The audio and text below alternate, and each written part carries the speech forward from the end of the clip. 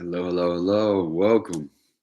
So today I'm going to talk about something that's better than beer. I know beer is being used by a lot of people that, let's say, have a hard week, they come back home from work and drink a beer or two. It makes them feel relaxed, make them feel maybe a little bit social, maybe a little talkative. But I'm going to show you guys something that's even better than beer. All right, here it comes. This right here. So it looks like muddy water, and to be honest, that's kind of what it tastes like. But what it is it's kava. And if you haven't heard of this, it's spelled Kava. And what it is, it's basically a tea that is made from the roots of a pepper plant in the South Pacific Islands. So places like Fiji, Vanuatu, places like that. Well, it's being used in the Western world as kind of like a alternative to alcohol. It's what I would consider it is kind of very similar to beer. When you have like one, two, or three of these shells, it tastes like beer. So I'm going to go ahead and kind of show you how it works. So this is the mobile one where you can actually like create your own kava. There also are kava bars throughout the whole entire world. There's probably like 15 just in Orlando and at least another 20 over in St. Pete. So they're all over the place. And so the way it works is you put the powder in this ball. You can't really see the ball, but the ball is a green ball. See it? So you put it in the green ball and then you fill it up with water and then you shake it up, right? About like 30, 40 shakes. And then you pour it into a little glass. So the reason that I love kava is number one, it makes you feel kind of chill, relaxed. And then it also is a very social drink. So the way you drink it is you drink one full shell, kind of like a big shot. So you drink it like this.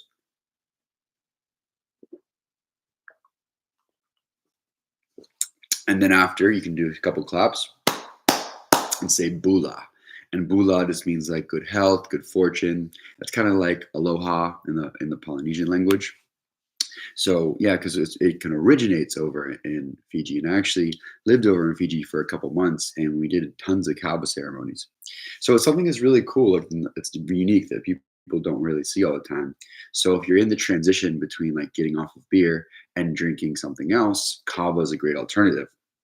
So I figured I would just kind of drink kava as I showed you guys and told you guys more about it. So the way that it tastes, which a lot of people kind of say that it tastes like, is to be honest, like kind of like muddy water. So it doesn't taste like beer at all. It's not carbonated. It's yeah, very earthy because it's literally just pounded roots and made into a tea. So if you don't like earthy things, then you won't like this. And if you're not like open to new tastes, you're not gonna like this at all. But it does give you like a little sensation where it makes you like a little more chatty, a little like chilled out, and it also can make your tongue numb and your lips numb, the inside of your mouth numb. So if that's a sensation that you are scared of having, then I wouldn't try kava. But it's really cool to be able to go to a kava bar because you'll meet a whole bunch of other people that also don't drink. There's also a kratom, which I would consider is more strong than the kava because it makes you kind of like bonks you right away. Like you take a couple first sips and then bam, and you're kind of like you feel like a little bit of euphoria. The only thing about kratom is it can be addictive because it's technically an opiate, so people can actually get addicted and become dependent on it. But nobody can. You can't get addicted to kava. I mean, technically, you get addicted to anything, but like kava doesn't have any addictive like ingredients in there, right? So, so one of the reasons that it's also better than beer is because it has a reverse tolerance. So the more you drink kava, the less kava you need to be quote unquote drunk, right? So beer has a tolerance where, like, let's say, you've been drinking every day for 10 years, like six beers, like, right? Let's say in the first 5 years, you drink like 6 to 10 beers. And then in the next 20 years, like it takes you more to get drunk. So you might drink a whole 24 pack, right? So kava works the opposite. So like if I drink this whole entire thing, I'm definitely going to be feeling it. But then over time, if I keep drinking and drinking and drinking it, I only need one or two of these cups, right? So that's one of the cool things about kava is it has a reverse tolerance.